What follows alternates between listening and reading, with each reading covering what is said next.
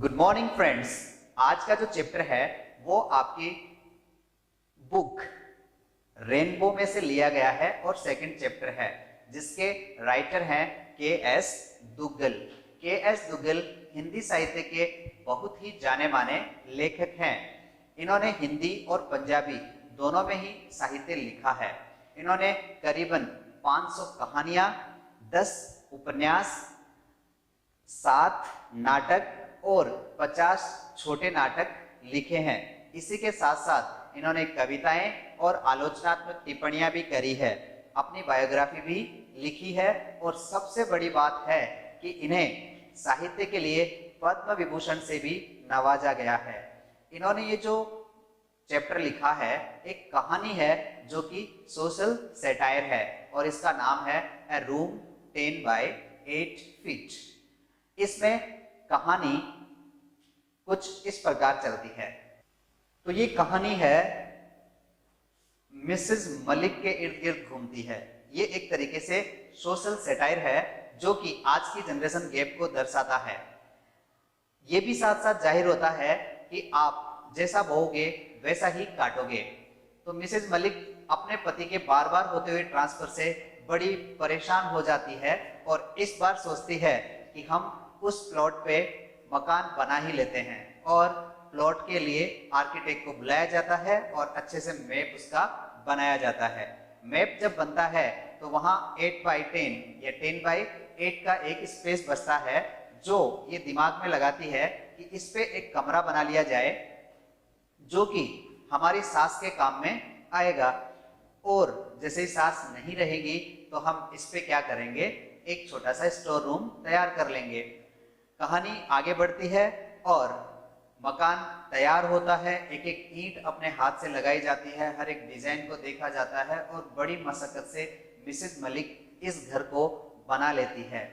पर जैसे ही घर तैयार होता है गवर्नमेंट की तरफ से इस पे अधिकृत हो जाता है, अधिकार गवर्नमेंट का हो जाता है और इनकी तरफ से केस कर दिया जाता है। अंततः केस जीतते हैं पर किराया ही मिलेगा, घर नहीं मिलेगा। चलिए, मिसेस मलिक ने मन को शांत कर लिया कि कोई बात नहीं है, यदि किराया मिल जाता है तो हम कहीं दूसरे घर पर किराए में रह लेंगे और ये किराया वहां दे देंगे। अच्छी बात है, गवर्नमेंट टाइम पे किराया देगी और किसी प्राइवेट किराएदार की खिचखिच भी नहीं रहेगी। ऐसा सोच करके इन्होंने अपने पति के साथ जहां ट्रांसफर हो रहा था वहीं रहना पसंद किया। अब कहानी कुछ मोड़ यूं लेती है कि दूर किराए पे रहते रहते बेटी की शादी हो जाती है, बेटे की शादी हो जाती है और सास का देहांत हो जाता है।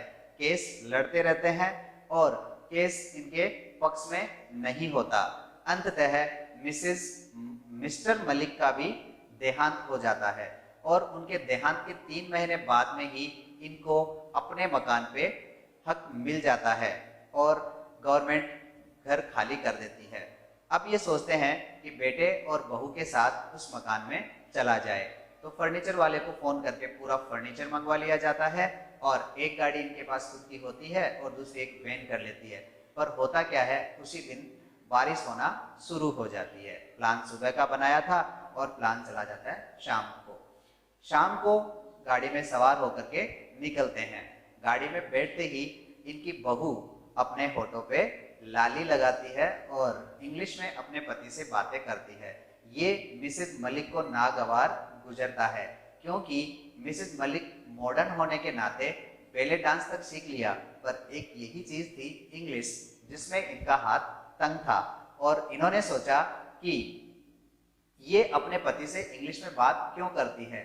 यदि ऐसा ही आपके साथ भी है तो वीडियो को शुरू से लेके अंत तक देखें और ध्यान से पढ़ें। और यदि अभी तक आपने हमारे चैनल को सब्सक्राइब नहीं किया है तो सब्सक्राइब भी करिए, लाइक करिए और अच्छा लगे तो अपने दोस्तों के साथ शेयर जरूर करिए।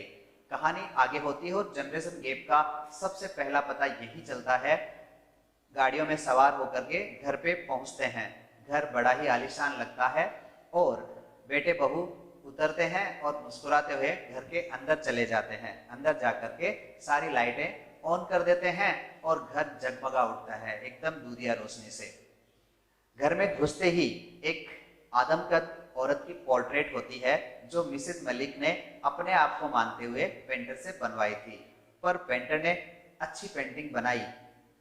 जो साड़ी का कलर था वो मैरून था और मिसेस मलिक ने कभी भी बादामी रंग का या मैरून कलर का कपड़ा नहीं पहना, साड़ी नहीं पहनी। इन्होंने सोचा कि चलो कोई बात नहीं है, पर हूबहू अपने आप को इमेजिन कर रही थी। पर हैरान तब हो जाती है जब इनकी बहू उसी पोर्ट्रेट के सामने खड़ी होकर के अपनी साड़ी मैच करती है और अपने बालों को ठीक करती है। तो इन्हें बड़ा अटपटा लगता है कि शायद पेंटर ने मेरे साथ मजाक करी थी, पर उस समय तो बहू थी ही नहीं। कोई बात नहीं, ये उस विचार में खो जाती है और समझ में आता है कि जो काम मैंने मेरे लिए करवाया था वो तो हुआ नहीं, अब बहू के लिए ही सही। बहू और बेटा घर को देख करके बड़े खुश होते हैं और इस चक्कर में ये भी भूल जाते हैं कि हमने माँ को साथ लिया या नहीं लिया। माँ बड़ी उदास होती है। बहू फिर पेंटिंग को देखती है और पेंटिंग को देख करके अपने बालों को उसी तरीके से सेट करती है, साड़ी पहन करके भी देखती है और अपने नौकरों को ऑर्डर लगाती है कि सामान पूरा का पूरा रख दीजिए। तो ऑर्डर चलता रहता है और मम्मी कार में बैठी रहती है। फिर अचानक बेटे को ख्याल आता है कि अरे माँ को तो हम लेकर के ही नहीं आए। तो बेटा लाने के लिए जाता है और कार के पास आता है। माँ से कहता है कि माँ चलिए। माँ थोड़ा बहाना बनाती है कि मैं थक चुकी हूँ ट्रेवल से और मैं चल करके सोना चाहती हूँ। अब कमरे के अंदर आती है और बोलते हैं कि खाना खा लीजिए। नौकरों ने खाना लगा दिया था और माँ ने खाने के लिए भी मना किया। अब बहू की आवाज उनको सुनाई देती है कि माँ को सुला दिया जाए उस 10x8 के रूम में। तो देख लीजिए विधि का विधान क्या है कि जिस रूम को मिसेस मलिक ने अपनी सास के लिए डिजाइन करवाया था वो उनके लिए खुद के लिए मिल गया। तो आप सभी जानते हैं कि जनरेशन गैप इसी तरीके से चलता है। आज जो चीज अपनी है वो कल किसी और की होगी और जो परसों किसी और की होगी। तो ये दुग्गल साहब का लिखा हुआ सोशल सटायर था। तो इसको ध्यानपूर्वक पढ़ने के लिए आपका शुक्रिया और फिर मिलते हैं अगले पार्ट में। तब तक के लिए बाय, कीप लर्निंग।